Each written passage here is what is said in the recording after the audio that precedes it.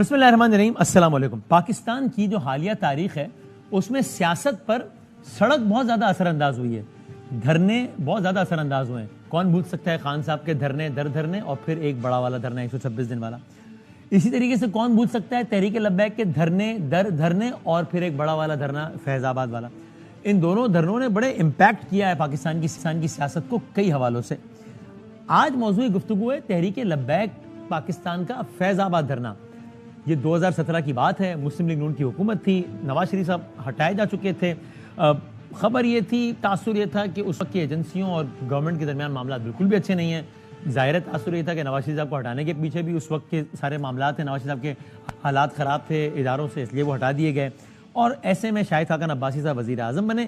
ایسے میں election act میں کچھ ترامیم کا بل آیا, اس کی آڑ میں گورنمنٹ پہ الزام لگا کہ صاحب کچھ جو الیکشن لڑنے کے لیے جو کچھ چیزیں جمع کرائی جاتی ہیں اس میں تبدیلی کر دی گئی ہے, اور یہ اس کی بڑی حساسیت ہے. گویا یہ ختم نبوت کا جو کاز ہے, جو کہ ظاہر ہے مسلمان کے دل سے بہت قریب اور مسلمان کی ایمان کیسا ہے, وہ کمپرومائز کر دیا ہے.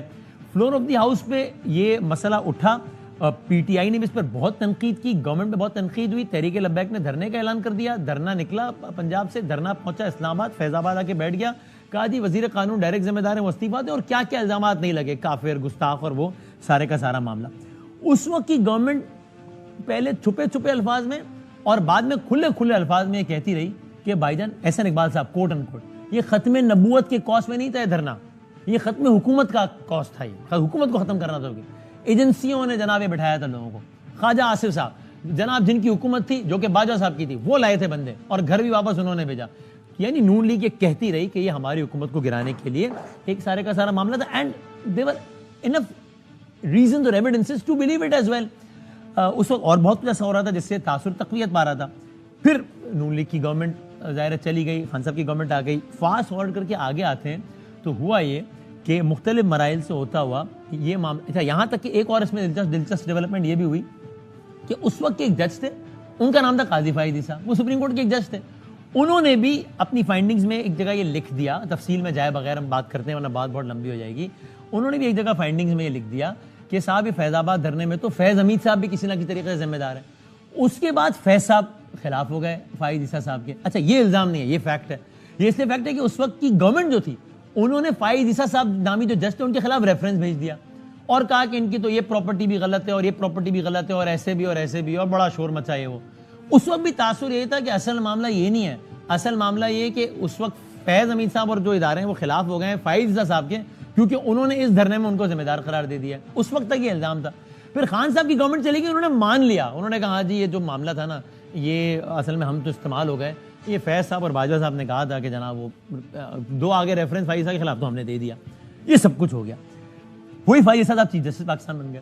اسی سپریم کورٹ آف پاکستان کے کہنے پر ایک کمیشن بن گیا کہ بھائی جان یہ فیض آباد میں ہوا کیا تھا دھرنے میں, ذرا معلوم تو کریں. اس کمیشن کو مینڈیٹ دیا گیا. اس کمیشن نے 2 بار توسیع لی. قصہ مختصر ہے کہ اس کمیشن کی فائنڈنگز کا کچھ حصہ آ گیا سامنے میڈیا کے. اس کے 2 پہلو بڑے دلچسپ ہیں. ایک یہ کہ اس میں فیض حمید صاحب کو کلین چٹ ہے کہ ان کا کوئی لینا دینا ہی نہیں ہے اس حوالے سے, وہ قصوروار نہیں ہے اس حوالے سے. لیکن دوسرا پہلو اس سے زیادہ دلچسپ ہے کہ وہ کمیشن کس بنیاد پہ فیض حمید صاحب کو کلین چٹ دے رہا ہے. وہ اس بنیاد پہ دے رہا ہے کہ وہ کہہ رہا ہے کہ بھائی جان سب, یعنی کہ نون لیگ کے سارے اہم رہنما وہ آ کے کہہ چکے ہیں کہ فیض حمید صاحب کا اداروں کا کوئی لینا دینا ہی نہیں تھا اس سے. یہ وہی نون لیگ ہے جو کہہ رہی تھی کہ ہماری گورنمنٹ گرانے کا پروجیکٹ تھا یہ تحریک لبیک کی فارمیشن بالعموم اور یہ دھرنا بالخصوص اس وقت کی ایجنسیوں نے لانچ کیا تھا ہمیں گرانے کے لیے. لیکن کمیشن کی رپورٹ کے مطابق سب کسی نے کہا ہی نہیں کہ وہ ذمہ دار ہے. یہ وہی دھرنا ہے کہ جس کے معاہدے میں فیض حمید صاحب کے دستخط بھی ایسا پاکستان کی حالیہ تاریخ میں تو کبھی نہیں ہوا. شاید تاریخ میں کبھی نہ ہوا, حالیہ تاریخ میں تو فور شور کبھی نہیں ہوا. اس پہ باقاعدہ اعتراض کرتے ہیں اس وقت کے منسٹرز کہ نہیں ہونا چاہیے تھا ان کا دستخط. لیکن آج وہی منسٹرز کہہ رہے ہیں کہ نہیں ان کو تو لینا دینا ہی نہیں تھا کچھ.